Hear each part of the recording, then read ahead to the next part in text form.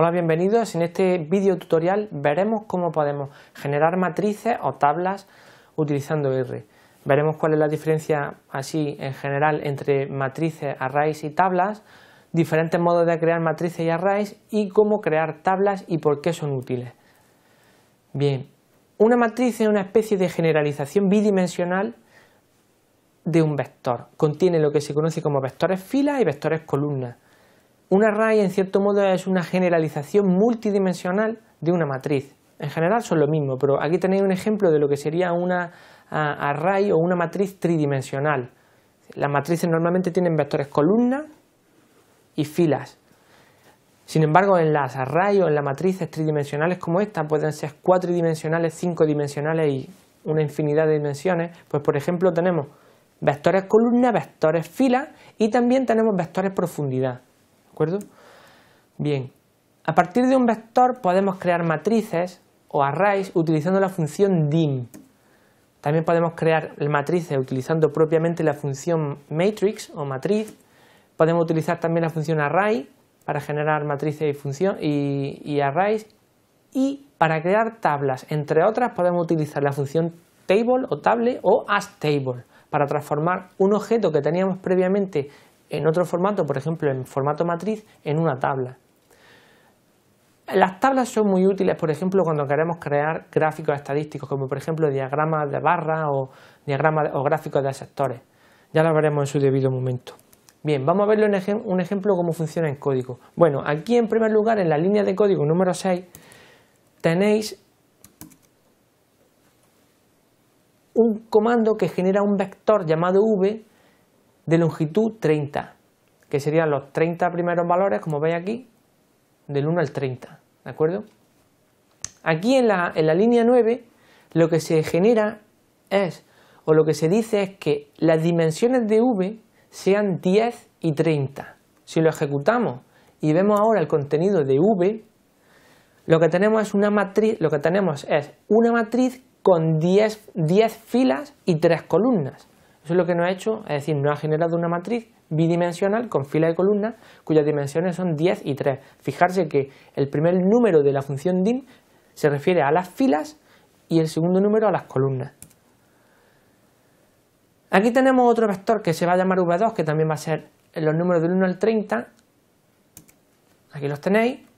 Y lo que vamos a hacer ahora es crear o decir o especificar que las dimensiones de v2, lo que pone en la línea 15, son 5, 2 y 3.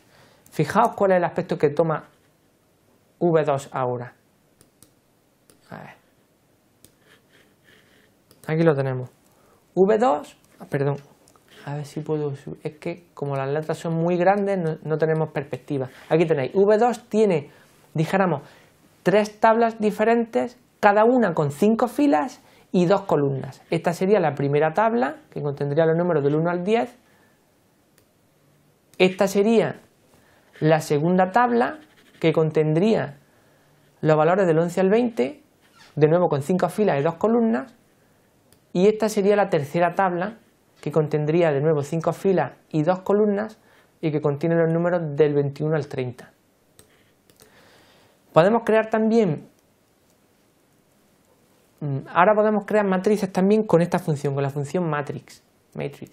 Por ejemplo, hemos creado una función M1 que fijaos qué aspecto tiene. Los valores que tiene son el valor número 46, porque lo que le hemos dicho es que los datos sean simplemente 46, y tiene dos argumentos, nr y nc, número de filas y número de columnas. Nr de number of rows y número de columnas de la expresión inglesa, que también es más parecida al español.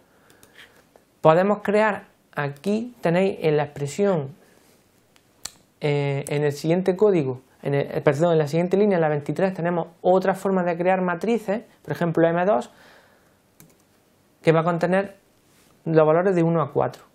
Y hemos obviado poner el título de los argumentos. Simplemente se dice, cógeme los valores de 1 a 4, 2, 2, es decir, con 2 columnas y 2 filas.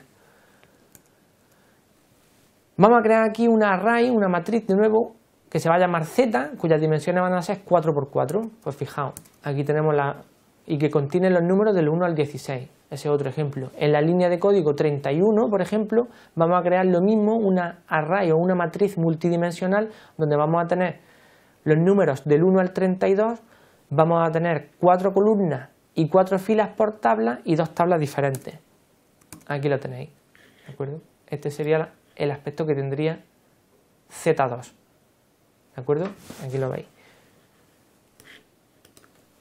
La creación de tablas, pues, fijaos, con la función table sería, por ejemplo, imaginad que creamos, como veis aquí, un vector que se llame n, que van a ser 1000 valores distribuidos normalmente con desviación típica por defecto, con media 1 con media 0 y desviación típica 1 por defecto. Ahora lo redondeamos a que n no tenga, el vector n no tenga ningún decimal, y ahora generamos una tabla de n. Si vemos n ahora, aquí tenéis la tabla, sí, hay un valor que es menos 4, 5 valores que son menos 3, 2 valores que son menos 50, 53 valores que son menos 2, etcétera, etcétera, etcétera.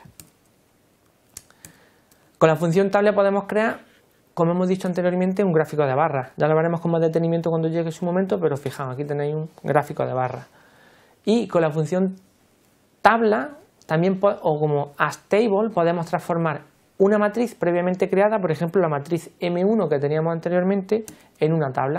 Y aquí tenéis el aspecto que tendría. Las columnas han pasado a llamarse de números a A y B, y este sería el ejemplo. Bien, pues esto es todo por el momento. Esta era la referencia a la que se hablaba sobre las matrices multidimensionales. Muchas gracias por vuestra atención y nos vemos en el próximo video tutorial.